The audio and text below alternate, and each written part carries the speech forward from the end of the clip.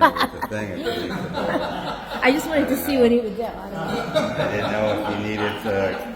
You're not moving too You good. know, the government needs help, the world needs help, my landscaping needs help. Jen, Thank you Daniel, very Daniel, much. Jen. Thank you very Get much. yourself comfortable Yeah. situated. Yeah. 7:05, Mark. Here we go. The following is brought to you in part by MFC Studios. The views of the show's host and guests do not necessarily reflect those of the management, owners, or staff of this radio station. And now, it came from the radio.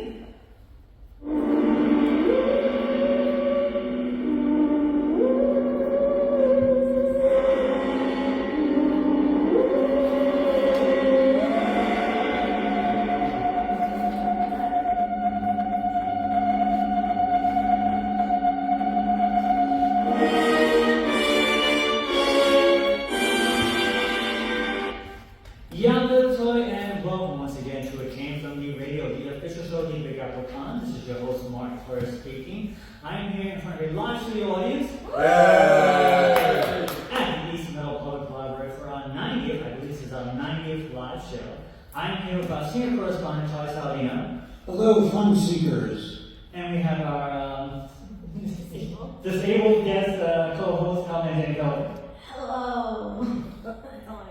And we also have our special guest who we're going to be talking to, with, and about, which is awesome because he's right here. We have video game expert. What would you consider this? What's the title of this thing? Tabletop game? Yes, this is a science fiction tabletop role-playing game called Omega Horizon. It just came out. And that is Mr. Daniel Prisco-Buxbaum. Prisco-Buxbaum. And I am the president of Paleo. And the president of Paleo Game, which he has been a guest on for many years. I was pointing out 9 years ago. 9 years, crazy. But we're going to be talking to Daniel in just a minute, which is awesome because he's here. It makes our life easier. But before we do that, we have to take it away with the news. The news is brought to you in part by the fine folks at sci-fi.radio. That is sci-fi, For your Wi-Fi. as well as the fine folks at the Big Apple Con, which we are the official radio show of, celebrating over 26, 7, 8, 9 years of comic myths and pop culture stuff. For more information, go to www.bigapplecc.com. The next convention is scheduled all the way in November on the 22nd. Tickets are on sale right now, so you buy tickets right now and wait, 6 months to get to go to the convention. Also want to give out shout-outs for our Patreons, of which there are Danny Grillo, award-winning director John Burrell, Newsday famous Resident Media, Shadow Aguirre, Yasmin Ray, The Huracan, and Millie Cortez. Want to have your own little shout, go to our website, www.itcamefromradio.com, and this little button down there takes you right to our Patreon page. Also on the It Came From Radio website is my book, Designated, a book about two warring young races fighting where you just heard power source, the war finds its way to planet Earth, and as a result, some humans gain abilities. Issue 1 is on sale right now, and issue 2 is in pre-order. Also want to mention that on the 30th of May, it will be in Hop Holly, there will be the Trek Long Island Star Trek Convention, and the headliner will be Terry Farrell. That will be Dax from Star Trek Deep Space Nine. And I believe that's all the news thing I have, so let's start with the sad news, as we always do. Actor Eugene Allen Hackman, professionally known as just Gene Hackman, recently died in his home from severe heart disease complicated by advanced Alzheimer's and kidney diseases. Now, according to reports, his wife also had died about a week earlier from hantavirus pulmonary syndrome, which is a rare but potentially life-threatening viral disease that affects the lungs. Authorities believe he was unable to comprehend her death due to his Alzheimer's. In his 40-year career, Gene was in a slew of movies and TV shows of every genre.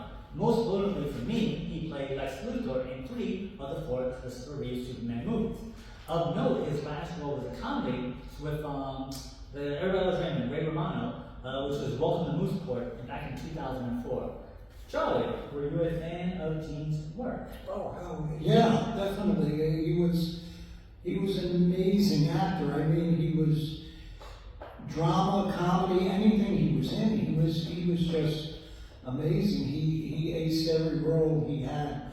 I mean, you go from something like the French Connection to the Birdcage. I mean, you're talking about, and Ace it, yeah, definitely a great loss in the acting community. Jen, you're not familiar with Gene Hackman's work? Because I have to say that for myself, I haven't seen much of his work, surprisingly enough. He's always in a lot of movies that I just don't watch. Yeah. But I did see him in Superman, so I'm like, that's who I know him from. Do you have questions or anything like Unforgiven and that stuff? I hope his soul is okay. Daniel, you're a fan of Gene's work? I think that he predates me a bit, but his later acting career, I was a fan, yeah. So he was 95 years old. So moving on for the second bit of sad news, actor Peter Edward Osling, known professionally as just Peter Jason, also died recently from cancer. Peter was one of those that guy actors that was in a ton of movies and TV shows and made-for-TV movies such as Another 48 Hours, the original Karate Kid, Brewster's Millions, They Live, Arachnophobia, The Village of the Damned Remake, Congo, the original Mortal Kombat, Escape from LA, Dante's Peak, Seabiscuit, Employee of the Month, Pale Secret, which I did enjoy, Jurassic World, Lost Kingdom, 26 episodes of the TV series Mike Hammer, 26 episodes of the TV series Deadwood, and the movie Deadwood, just to name a few. Of note, Peter also appeared as Daniel Whitford in 2 of the Wing Commander games from the 90s, as well as Dizzy Whalen in Gears of War 2 and 3 in 2000. He was 80 years old. As a gaming guy, are you familiar with his gaming work? What are those characters' names? No, I'm not actually. I'll have to look him up after this. It's very interesting. So as we always say, he's just, if you see him, you're like, oh, it's that guy. Correct. It's one of those people that has been in the industry forever but never had like a breakout role. Right. But he was always there. Yeah. So he was 80 years old. So moving on for the final bit of sad news. Actress Lynn Marie Stewart also died recently from cancer. Lynn was perhaps best known for her role of Bonnie, which is Charlie's mother, for 18 episodes of the series Always Sunny in Philadelphia, as well as Miss Yvonne, the most beautiful woman in Puppetland, a role which she originally originated on the 1981 Pee Wee Herman stage show, only to reprise the role in Pee Wee's Playhouse, which ran from 1986 to 1991 on CBS. Of note, Lynn was also part of the 2010 revival of the Pee Wee Herman stage show, which I went to see in person, playing Miss Yvonne once again. And she also provided the voice of Shirley, of the Vernon and Shirley fame, in the cartoon of the same name as well as when they went to the Army. Now, senior correspondent Charlie Saladino, do you remember the Laverne and Shirley and the cartoon? Not the cartoon, but I don't remember. I remember the Laverne and Shirley, but not the cartoon. Remember, I was old. I had to be out of the house. I couldn't, do cartoons at that time. Check with me in the 70s, and I would have been. Were you familiar with Pee Wee's Playhouse at all? Oh, sure, yeah. Of course, because that was on when I could get rest on Saturday morning. I didn't have to work then. I loved Pee Wee's Playhouse. So she was Miss Yvonne, that was the main thing. So you... I know! Yes. Jen, you familiar with Always Sunny in Philadelphia and or Pee Wee's Playhouse? Yes, I'm making my own Pee Wee's Playhouse at my house, turning it into full Christmas time every single day. And someone has referred to my house as Pee Wee's Playhouse. And that's what I have to offer about this. Daniel, were you familiar with Pee Wee's Playhouse? No, I think the takeaway, I'm aware of Pee Wee's Playhouse, but I think the takeaway here is I don't watch no television. I have some catching up to do, apparently. So that's it for the sad news. So moving on for the not as sad news. From the I think we're back to not caring again department. The ratings for the Oscars have come in, and they are down by 7% from last year, with a total of 18.1 million people watching, compared to the 19.5 million from the previous year. This also ends a slow 3-year increase since the pandemic, where in 2021 only 10.4 million people watched, down from 2020's 23.6 million people. Of note, people streaming the show on the streaming service Hulu missed out on about 20 minutes of the show because it ran over the allotted time slot of 3 hours and 30 minutes, so it just ended. Now, Charlie, I'm sure you remember one of the most famous things on television was that was it NBC or ABC that did the football game and they ended it before the. No, that was NBC. They were doing a football game, and the Wonderful World of Disney got right in there with Heidi, and it was the end of the game. The play was getting ready to go. The guy said hike, and all of a sudden this girl on a hill was there. It was known as the Heidi game. Wow. Did you watch the Oscars by chance? Did I do what? Did you watch the Oscars by chance? Back then I did, yeah. I used to like it back then. Now I can't stand it. Why not? Why not, Jim wants to know?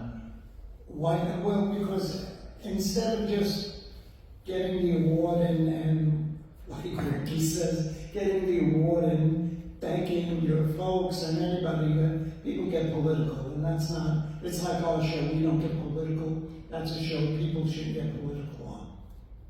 Did you watch the Oscars, Jim? No way. Do you have any interest in watching Oscars? No. I don't care about the judges. I don't care about who wins awards. I don't care about it's trendy. What do I care about? Dental health. So my question as an actress, this is always one of those situations where we as well as the show, as you're well aware, because you've been on the show for at least 6 years by now, 5, 6 years, we have a dubious relationship with award shows. Right. And so as an actress and filmmaker, if by some crazy chance you manage to get in a movie that is nominated for an Oscar, would you go? If it was convenient. I don't know. I don't even go to one of my movie screenings there. When it's done, it's done. I don't care about any Oscar clout. And I know there are people who care in 30 years. And who will be judging and deciding who's a winner and who's a loser in 30 years. Personally, I don't really have enough respect for the human condition to want their opinions and want their judgment. So why would I care about winning something judged by another human? True. That's a fair statement. You've always had the fair statements. That's what we have on the show. Daniel, did you watch the Oscars? I did not watch the Oscars. As a general stance, I think that the award shows are good in that I think it's worth celebrating the art form, and I think it's worth celebrating the stories and the hard work that goes into it. I do think that there's a general feeling these days that the judging may be questionable, and that certain groups may be being deprived of a fair shot at certain awards in some cases, and so I think that probably impacts viewership, and that could in part explain it, that it feels like a self-congratulatory machine at this point. But I think the idea of award shows is good. I think it's worth celebrating the stories that move us and connect us, and that I think is worth celebrating. Since I mentioned Pee-wee's Playhouse, I remember the last official Oscars I watched was the one where Pee Wee Herman was up against RoboCop for Best Special Effects. And I believe RoboCop lost. I remember Pee Wee Herman lost. I forget which one lost. It was probably Pee Wee because I was a Pee Wee fan. And then during the performance, the RoboCop saved Pee Wee Herman from the Edge 49 in the audience. And he flew over the audience and RoboCop showed up. And because he was like, I'm not watching Oscars anymore, I'm done. That was when I stopped. And that was what, like 20-something years ago? Wow. So moving on. Speaking of the Oscars, as most of you know, that means that the Razzies has also been announced. So, the Razzies, for the Madam Web, got 3 awards for Worst Picture, Dakota Johnson as Worst Actress and Worst Screenplay. Unfrosted got 2 awards for Jerry Seinfeld as Worst Actor and Amy Schumer as Worst Supporting Actress. Megalopolis got 2 awards for Francis Ford Coppola's directing and John Voight as Supporting Actor. And lastly, Joker 2 won for Worst Remake, Ripoff, or Sequel, and Worst On-Screen Combo for himself and for Joaquin Phoenix and Lady Gaga. Oh yeah. While not actually attending the award ceremony, Francis Ford Coppola did accept the award, saying, I am thrilled to accept the Razzie Award in so many important categories for Megalopolis, and for the distinctive honor of being nominated as Worst Director, Worst Screenplay, and Worst Picture. For those of you who don't know, or care for that matter, the Razzies are a parody award show where movies win worst performances. The awards are given out the night before the Oscars. You were watching the Razzies, Charlie. I love them. I love them. And I love to see the gentleman like Francis, I know him personally, who will go up and who will accept that, because these are people who would rather take the criticism than get the accolades for, oh, what a great job, because as a musician, I would want to know what I was doing wrong to correct it. So, I mean, I love the other end of that. So on the flip side, Jen, Yeah. if for some reason, as a filmmaker and actress, Yeah. your movie or your performance was nominated for a Razzie, Right. would you show up? You know what? I would show up whenever it's convenient, but again, the Razzies also, I feel like are just a bunch of BS. I can say BS on the radio. Because I'm in a lot of movies that are way, way, way worse. So the bad movies aren't even the real bad movies, because they're leaving out the real bad movies, which you don't really hear about. And this book, which we're going to get to, the Omega Horizon Core Rule Book. I mean, there's so much work put into this. I feel like this is worthy of a lot more awards than a lot of the stuff we see winning awards here. And I mean, as we've done with the best and worst every year, I have seen stuff that's way worse than stuff that's been quote unquote you nominated. know what I think people should do? I think we should forget all these award shows, and every single person should be mandatory and mandated to pick their best and worst of the year. And then we get the real people's opinion, not the dumb electoral college, Grammy, Oscar, Razzie vote. How about that? So it's actually funny you mentioned that. Yeah. So as many people know on the show, I used to work at Blockbuster. Right. And one year they had the Blockbuster Awards, and it was supposedly chosen by the fans. So we had kiosks in every single Blockbuster where people came and they whoop, whoop, whoop, and they pressed the thing. Now, because I worked there, Yeah. when I was slow, I used to just press all the buttons all the time. So it was a very not scientific thing at all. So I'm sure if I did it, there must have been tons of people just going in there pressing buttons and just all A's today, all B's today. This is why you need the voter ID card, the registration to show Yeah. some type of proof for Social Security. And then you can get the real worst movie of the year, the real best movie of the year, the real best book, real best game. I want to hear from the people. Okay, who are these judges? Well, I think to some degree we have a little bit of that in sites like Rotten Tomatoes, right? Where you have the community score versus the critic score. Well, but I think what's interesting is you have the juxtaposition of the two different scores, and it allows you to sort of read between the lines. And you know, the really powerful signal is when it comes out and both really like it. You go, all right, maybe this is a movie worth seeing, right? As opposed to it's always this huge, 20% critics hated it, but the fans loved it, or vice versa. What was the other one? There was a few other, Rotten Tomatoes is the one that I know of, but I think there's like a Cinescore. I think there's a bunch of them that do it. Yeah, I don't trust Rotten Tomatoes. They're always wrong. They're always wrong. They always give the opposite review. Right. Whatever I love has like 0 tomatoes or whatever tomato you want. That's, I don't know. It's just all backwards. It's all backwards. So moving on from the That's a Lot of Nuts department. That's a lot of nuts. The new sci-fi film, Mickey 17, which I had completely forgot about, by the way, has taken the #1 spot in the domestic box office, pulling in a quote-unquote disappointing $19 million in ticket sales in its first week release, beating out the new Captain America sequel, which came at the #2 spot, making an additional $8.3 million in its fourth week release. For those of you keeping track, Captain America 4 is the highest grossing film this year so far, we're only 3 months in, with $177.2 million, followed by the Lion King prequel with $122.4 million. Mickey 17 comes in at 17. For those of you who don't know, Mickey 17 was about a clone who was trying to, I think, do like a mining experiment or something. It was like a dark comedy, and every time he gets killed, he gets to place with himself. So it's a dark sci-fi comedy. I had heard about it, and then I completely forgot about it until I was doing the news. Like, oh yeah, this movie came out. So I guess the marketing was not there for this movie to make any money, and it got me disappointing $19 million. Charlie, have you seen Captain America and or Mickey 17? What was that movie? Because I wasn't listening to you. I'm going to say no. Captain America. Have you seen Captain America? No, I don't care about the $19 million. Unless it's in my pocket, I don't care about it. Yeah. Ditto. Jen says ditto. Ditto. Daniel, have you seen either one of those two? Have you heard of I saw Captain America: Brave New World. I did enjoy it overall. I don't think it's Marvel's strongest offering. I walked out of there feeling like Marvel was doing the necessary work to right the ship a little bit. I felt that in recent years, it's been well publicized that the fans have kind of felt like they were losing the thread with the MCU. The multiverse saga has not been very well received. And I felt like Brave New World was not stupendous, it was not earth-shattering, but I did feel like it felt like a Marvel movie again, and like they were getting back to what really made the movies as successful as they have been. I saw Captain America, and I thought it was alright. Like, it wasn't the greatest thing, but it really wasn't as bad as everything else that's come out before. I did like the Marvels, I liked a little bit.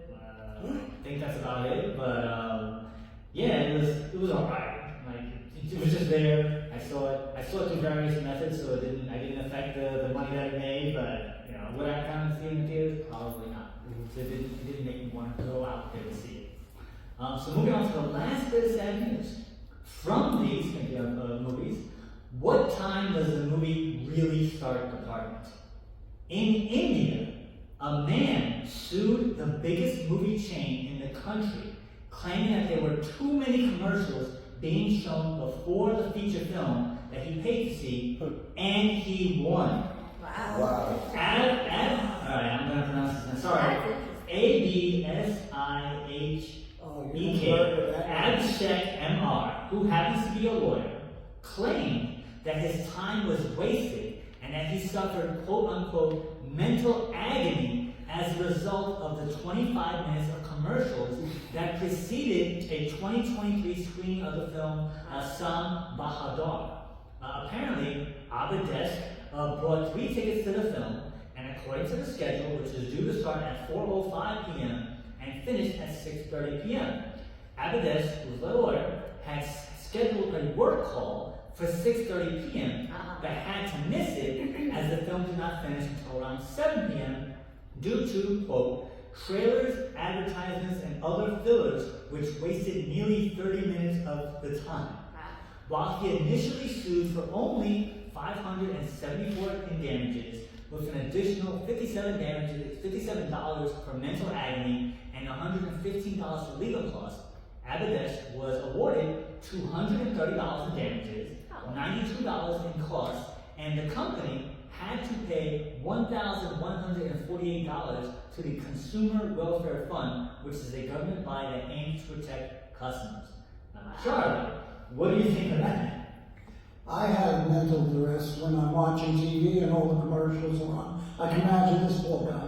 And I don't have to be anywhere without that thing. No, I can see how you get frustrated, but I just have to laugh at that because you can sue anybody for anything. But he won, that's the thing, he won. Yeah, well, that's the whole funny part, because now, like on the hot coffee cups where this thing is hot, they're gonna have to put on a movie that we had a lot of commercials. Expect to be 30 minutes extra. We have a lot of commercials.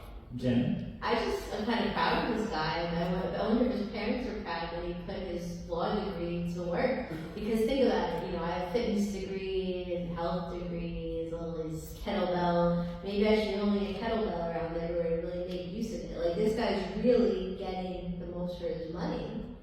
So this guy seems like a real educated guy, and I can't wait to see who he sues next. You think he's gonna be going around soon because he won? Hell yeah! He's on his stool. He's like a man, and then, has these dumb pickup lines and gives it to like 30 women and works for 10. It's like, alright, I'm gonna keep going. Like, this works. Let's see what else I can do.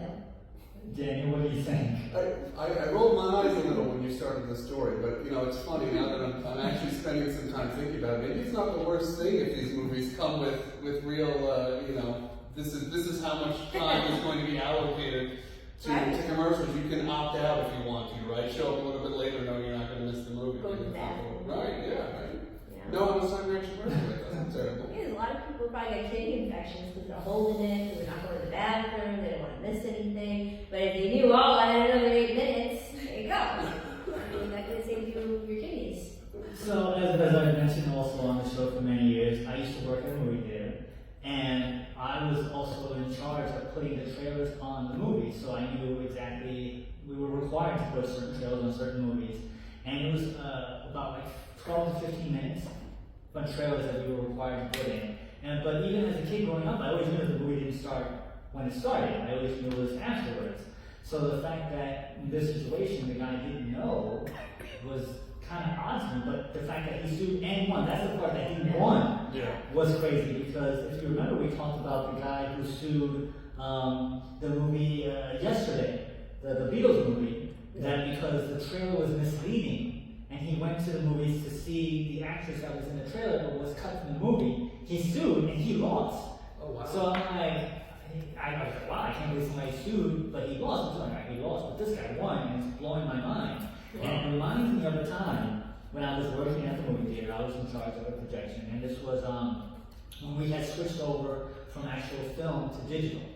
And so how it works is that you get the film in a hard drive at the time, or you get it downloaded, and you can put it in any of the theaters digitally, but it won't play unless you have the access code that's emailed to you from the studios, and it's only good for a certain amount of time. So somebody messed up, it wasn't me, and it really wasn't me, and we didn't get the email for the access code of the film.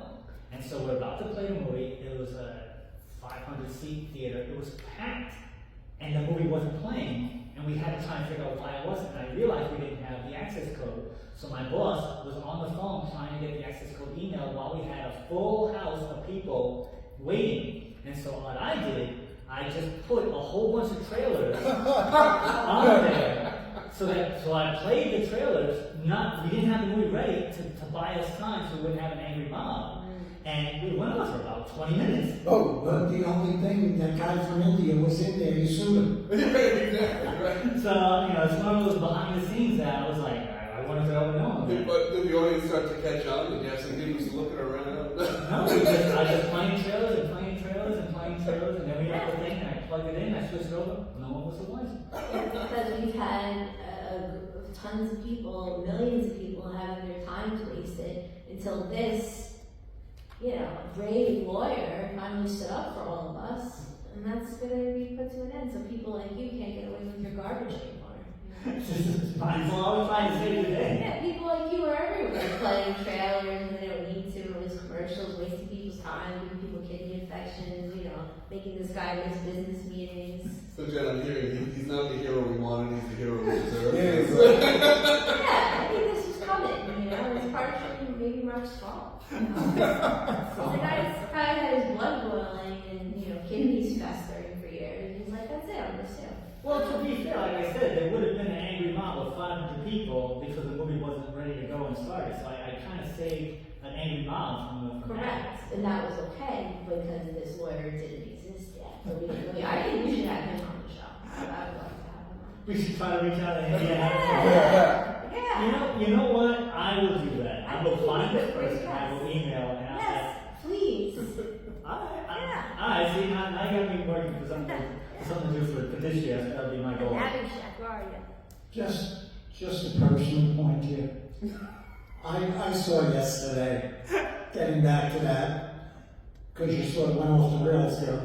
I saw it yesterday, and I thought it was really good until the end, because it was done well, and I was waiting to find out what happened, and they don't. It just ends. And when you're waiting, you go, oh, I can't wait to see how this, and all of a sudden the credits roll, I go, wait a minute. I was like almost furious. Although it was a good movie, that ending was like, all right, I need to know what happened. And maybe you don't, but I did. So how come you didn't sue for the ending of the movie? Well, because my coffee was too hot, I put myself, went to the hospital, forgot all about the movie. Did you sue? So that's it for today, thankfully. So we're going to take a quick break in front of a live studio audience. Yay! With more Occasion Radio. Hey everybody, it's Todd McFarlane of the Record-Setting Spawn comic series. And if you're looking for any kind of cool conversation about creators, about entertainment, about all that good stuff, you go to It Came From the Radio. You're listening to the right spot. This is Quentin Flynn, popular voice actor known for Axel, Tamao, and Ryan from the Metal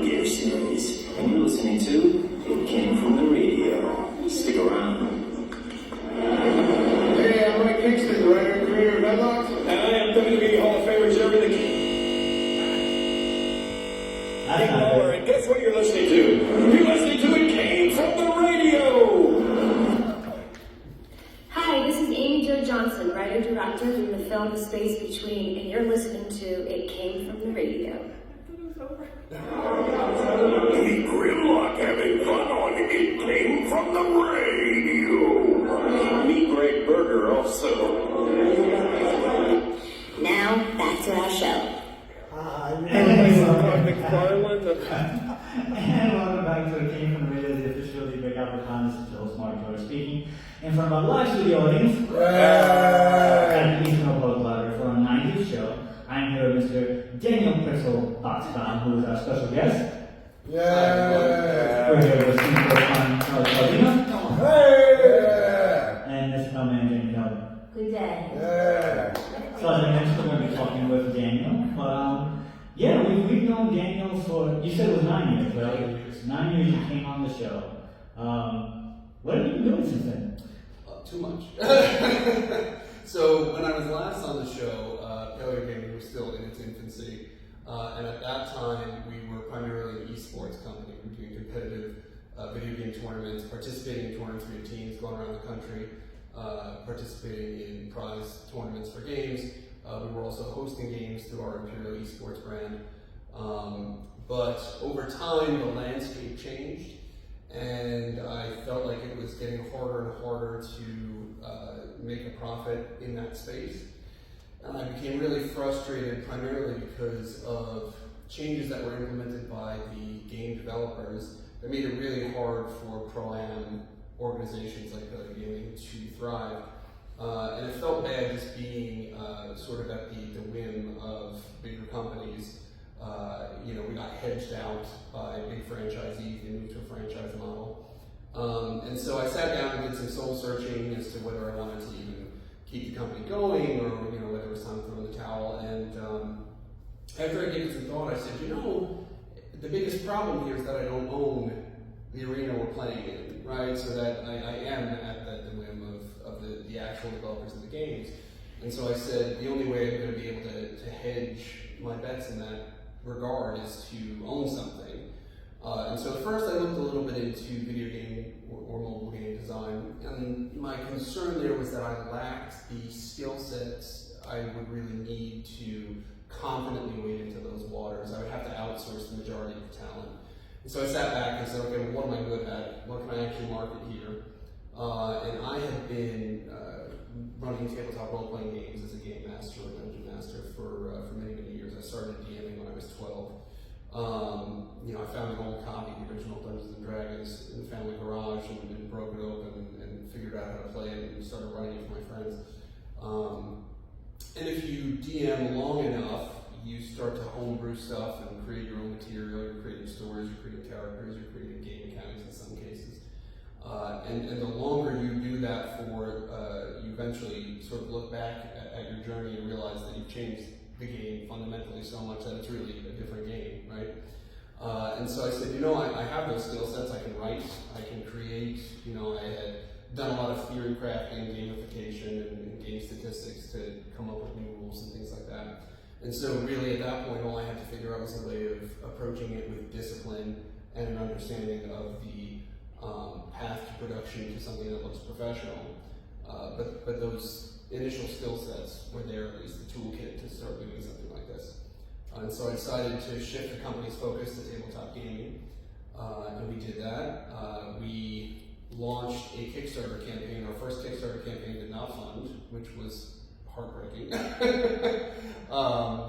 And so again, that was sort of a point where I was at a crossroads of maybe this isn't going to work out, but thankfully I took a little break, some breathing room, and kind of went back to the basics and started doing some networking and getting to know people in the industry. And that led to a successful Kickstarter campaign, which was in 2022. And then now here we are. We just released the game, which is fantastic. It's a fun game. It's a game that my friends and I play. We've gotten a lot of good feedback from other players in the community, people who backed on Kickstarter, people who've been part of our playtesting cohorts, and it's the story. So how does one decide what genre to have the game in, because you mentioned Dungeons and Dragons, but I remember in the 90s they had a bazillion different types of role-playing tabletop games. Was it just something that you were a particular fan of, or was it something that you found that there was a niche that needed to be addressed? That's a great question, and there still are. I mean, just innumerable role-playing games. It's a really full industry. But I actually spent a lot of time thinking about what genre I wanted for my first game, because we've got actually a couple other games planned that will use this rule set. We're calling it the Paleo gaming rule system, or the PGRS. So we've got a fantasy game that is already starting to be, the groundwork is being laid for that. We are going to do a comic book superhero game also. It'll be part of a game trilogy. But ultimately, I did feel that the science fiction gaming field in particular was a little bit less crowded of a space than fantasy gaming, which I think that the lion's share of games fall under the umbrella of fantasy.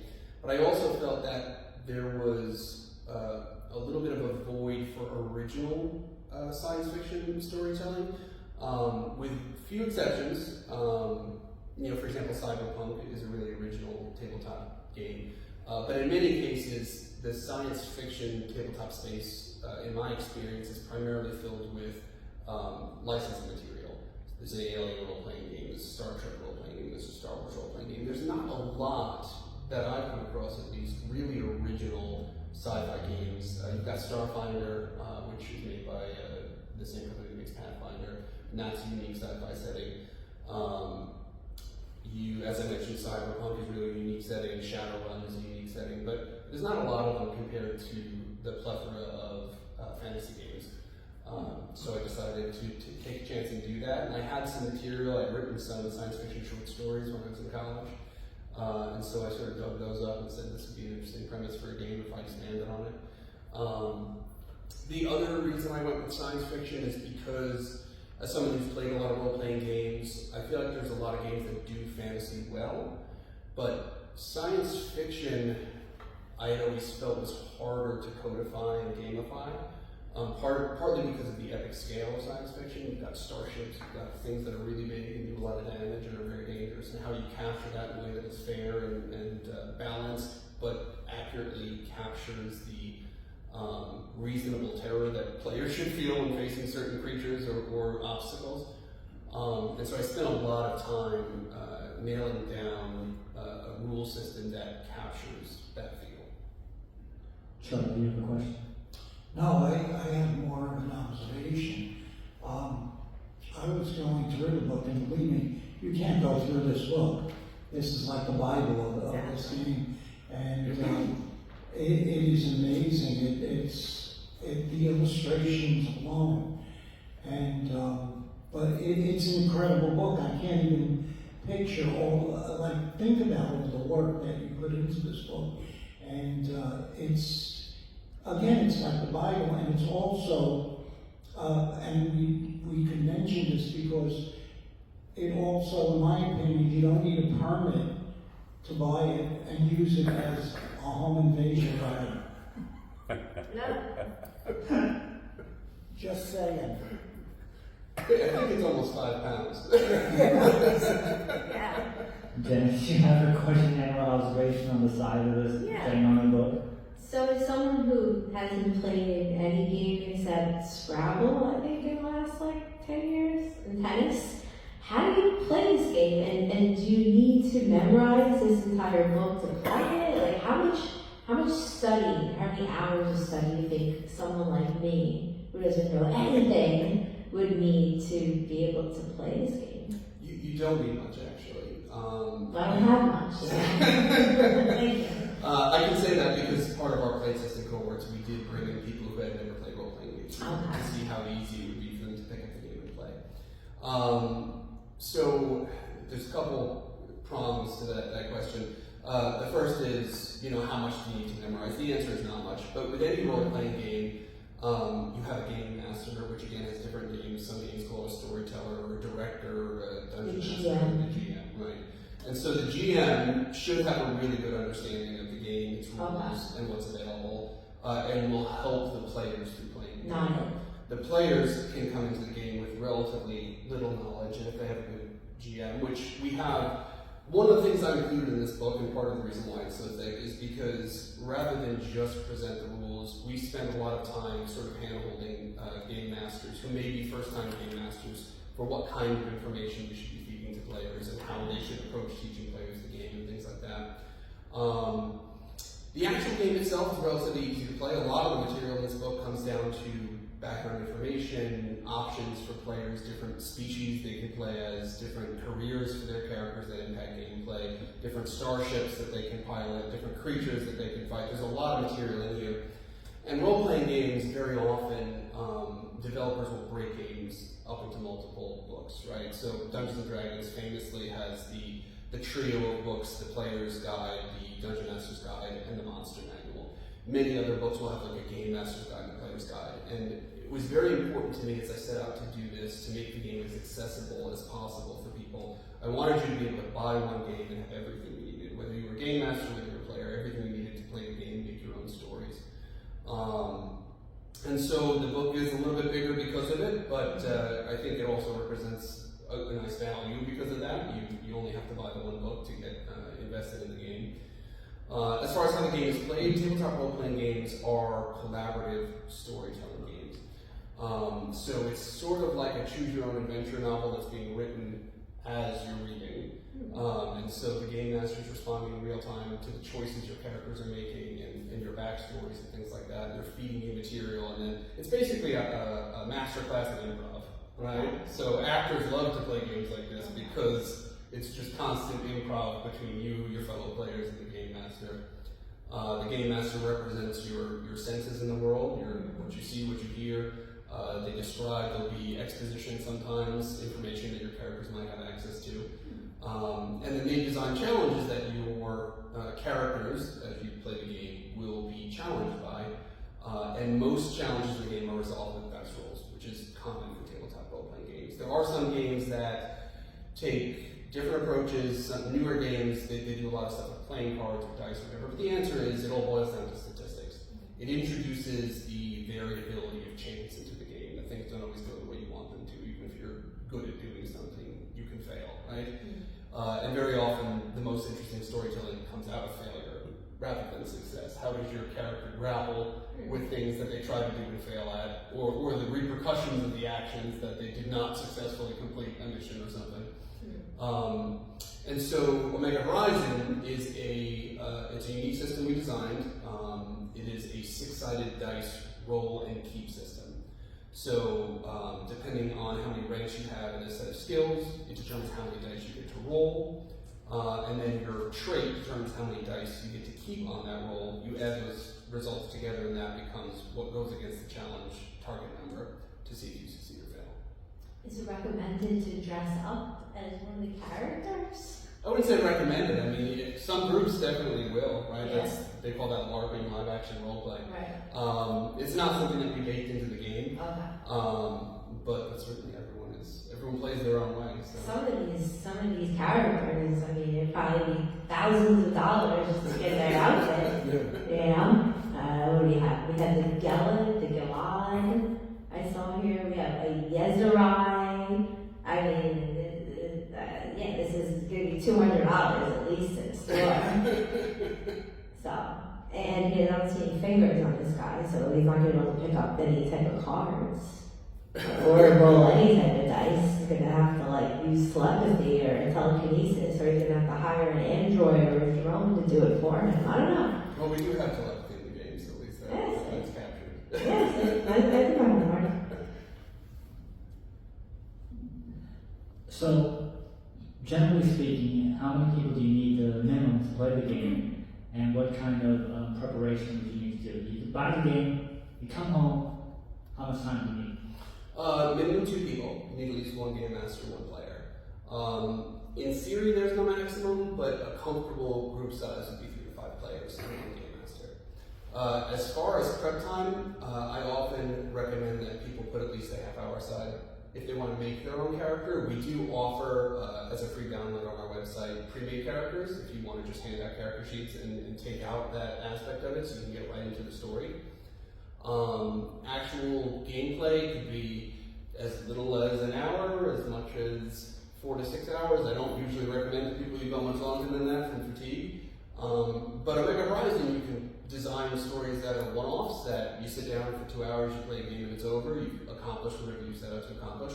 Or you can string game sessions together for longer campaigns. You can string campaigns together in an almost televised, series, episodic sort of approach to do multiple campaigns, which we call a chronicle. But really, again, part of the awesome thing about tabletop role-playing games is they can do whatever you want them to be. A board game, if you sit down to play a game of Monopoly or a game of Risk, you have predefined win conditions and you're all there for however long it takes to reach those win conditions. Tabletop role-playing games is about telling a story, and that story goes as long as you want the story to go before you come to some satisfying ending, and then you just figure out the next story to tell. And there's so many different stories you can tell in this universe. So on that same note, how long did it take you to create that book and to make it be that easy for other people to play? It's a tricky answer. 6 is the most accurate answer, I think. So again, I've been homebrewing material for other games really since I was 12 years old. So I have a lot of experience doing this, just creating little bits and bobs to strap onto Dungeons and Dragons, whatever the game we're playing at the time. From the time I said I'm going to make a role-playing game to when we actually published the game was 6 years. But it was 3 years of what I would call disciplined game design. The first 3 years was more me bungling my way through it a little bit because I'd never done it before and really didn't know where to start. And likely, in hindsight, I started in the wrong places. The first year, I was working with a completely different system than what it looks like now, and just realized it wasn't doing what I wanted it to do, which was frustrating. But rather than trying to force it, I went back to the drawing board and kind of started over. And so really, this is almost like our second edition being published first, right? That I figured out the stuff that didn't work and threw it in the garbage, and started over. But we landed on a system that I really like, and I also spent the amount of time I did because I knew I wanted to do a trilogy of games out the gate. And so I had to spend a lot of time being intentional in designing a game that would scale and that could be very modular, that you can play different types of games without essentially throwing the game balance out the window. That's one of the biggest problems I have found in games that have tried to reskin other systems. So Dungeons and Dragons 5th edition is the edition that's currently out. I know they're working on 6th edition or something like that, but 5th edition is the game that's really out in force right now for Dungeons and Dragons. And there has been a slew of games that have reskinned 5th edition because there is an open gaming license that you can use their rules. And they're popular and people know them, so a lot of game developers capitalize on that, thinking that they'll be able to sort of catch the crosswinds of that and have more success. And I've picked up a couple of science fiction games that use the 5e rules, but the 5e rules don't really work for science fiction. It's a different feel. Again, the scale is different when you're doing swords and sorcery, one-on-one combat versus, okay, no, we have battleships that have 6,000 people on them. How does that work? Right? How do these rules translate to that? You go from shooting an arrow at someone to setting off a pipe bomb, and how is that the same, right? And so I gave a lot of thought ahead of time to what rule systems I wanted to put in place for each of these games in the trilogy and how that would affect the other games, because they're designed to be matched together.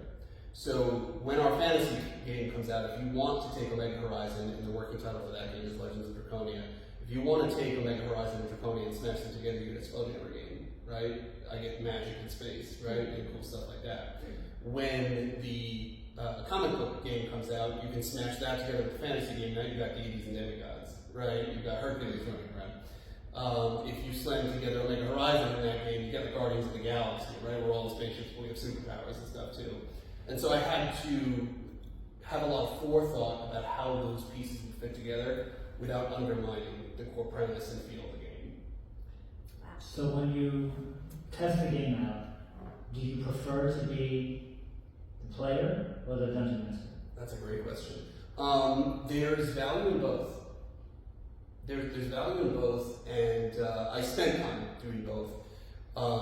Being a game master is good because when you're in that mentality, you're in an almost designer mentality, and so you're taking notes when players are asking certain questions or making certain decisions, saying, okay, I have to anticipate that.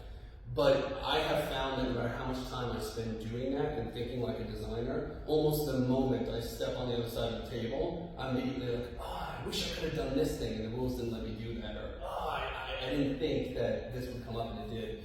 And so there's definitely value in playing games. And it's funny, Matt Florbeck, who did the Marvel 616 tabletop role-playing game, I was listening to a podcast he was on, and he said when people ask him what he does for a living, he says, I play games. I don't design them, I play games, right? Designing the games is sort of secondhand. That his real job is just to go out there and see different systems and how they work. And so I kind of internalized that I want to play as much as I can, because I'll find nooks and crannies that aren't working the way I want them to, and then I can step back into the developer shoes and say, well, now how do I fix that? That's not an issue anymore. So with making this core rulebook, over all this time, testing it on both ends of the, I guess, game screen would be the term, how do you know when you're done? You're never done. You're never done, but what was it, Churchill who had the quote that perfect is the enemy of good? If you agonize over making something perfect, first of all, you can't be everything to everyone. I know not everyone's going to love Omega Horizon. It's gotten a warm reception from the people who picked it up, and I'm grateful for that. I'm waiting for the inevitable, this game is garbage, and that's fine. I'll take that with a grain of salt, because I know there's no such thing as a perfect game. I tried to create something that I believe does resonate with a number of different approaches to gaming, purposefully. For example, we actually created a variable complexity in the game. Tabletop role-playing games typically fall into one of two categories. You have games that are considered what they call crunchy, which is heavy rules. There's a lot to know, a lot to memorize. You can have a pretty high barrier of entry, but the people who like it are the people who spend a lot of time trying to maximize their character's effectiveness. They want to know every possible rule and figure out the best combinations. Very sort of math-minded people. Crunchy. And then on the other end of the spectrum, you have narrative games. Games that are really focused on the story, minimal, sometimes even no dice rolls. It's just about telling a fun story with your friends, right? Those games, typically, it's almost impossible to fail at whatever you're trying to do. And so people who like challenges tend to snooze through that. That's not as effective. So I have had the pleasure and sometimes frustration of GMing for groups that have a mix of those people. And that makes it very hard to pick games to play, because you have some people are yawning that it's too boring, and other people are scratching their heads because they can't understand what's going on. And so we created a system in Omega Horizon where you can take the rules as written are fairly crunchy, but there's an entire section of the Game Mastery chapter that's dedicated to here's how you can simplify the rules. Here's what you throw out right out the gate, or if you really want to make it more narrative, you can solve everything with a single dice roll, right? And then you just get into the description. We call it cinematic, right? Cinematic play.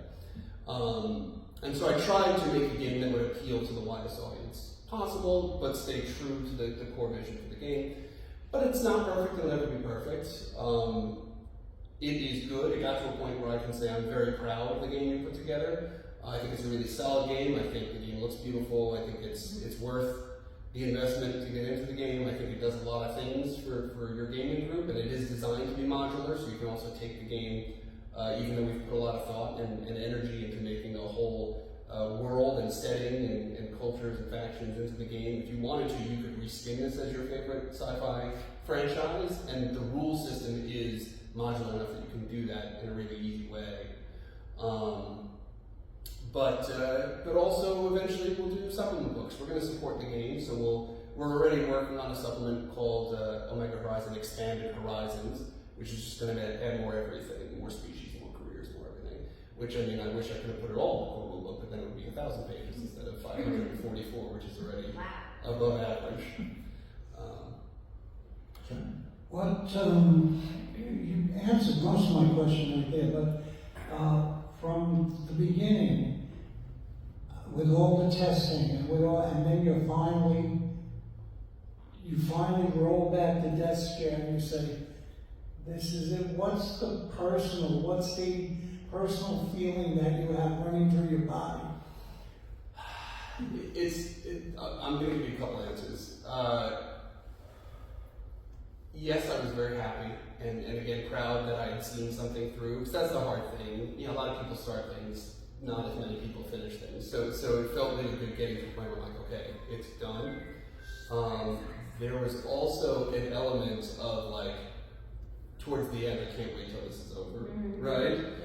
And again, I was listening to another developer talking, and he said there's a lag that happens in game design where you start a project and it's new and it's exciting and you're creating, and the creative juices are flowing and you feel great.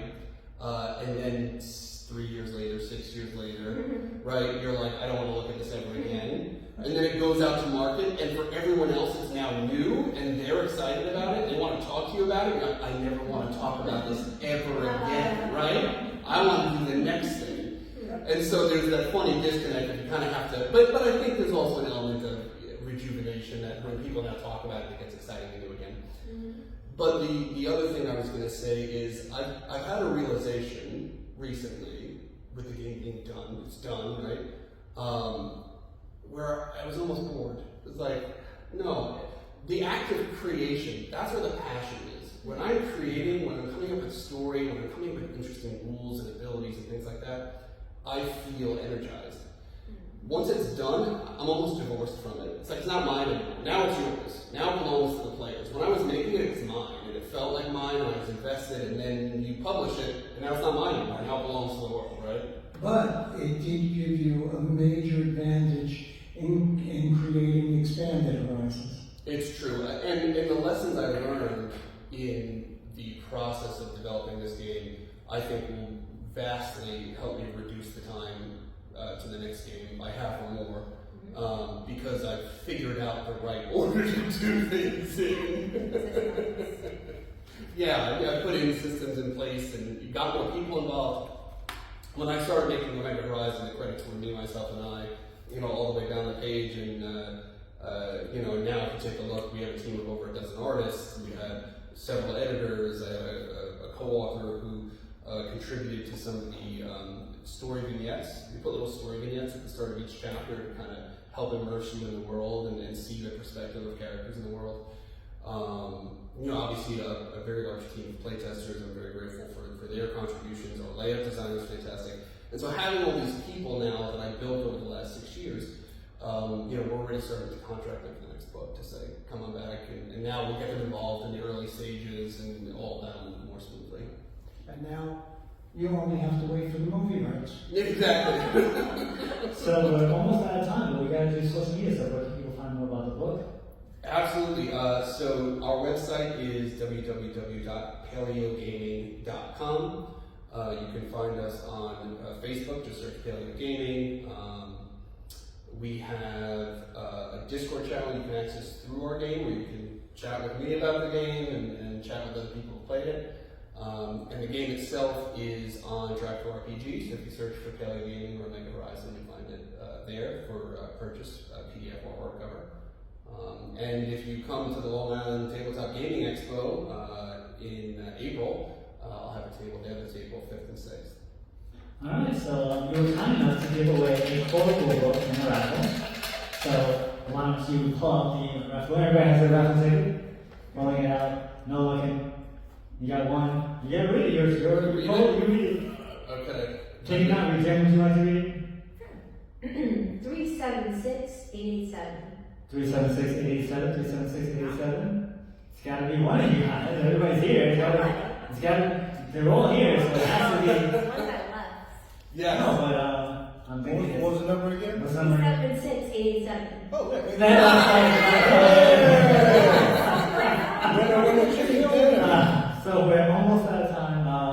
City correspondence, having a final thought? Yeah, first of all, thank you so much. This is amazing. This is totally amazing.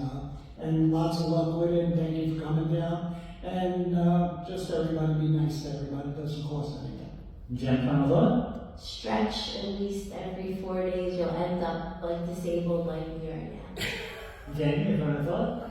Thanks for having me. It was an absolute pleasure. My final thought is this.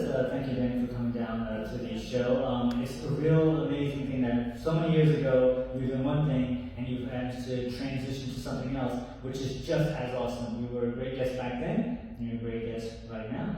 So that about does it this week on It Came From the Radio. If you missed any part of the show, go to our website, www.itcamefromradio.com. The button on there will take you archives will be open in a week or so. Our next live show will be on Wednesday, April 9th. We will have author J.D. Rash, and he'll be giving away a copy of his book, and I believe we'll be giving away some tickets to a convention as well. Yes, Charlie? Did you know his first name was Jody? I did know his first name was Jody. So, thank you very much. We'll see you all next time on Came From Here. So, the last of the audience. Yeah.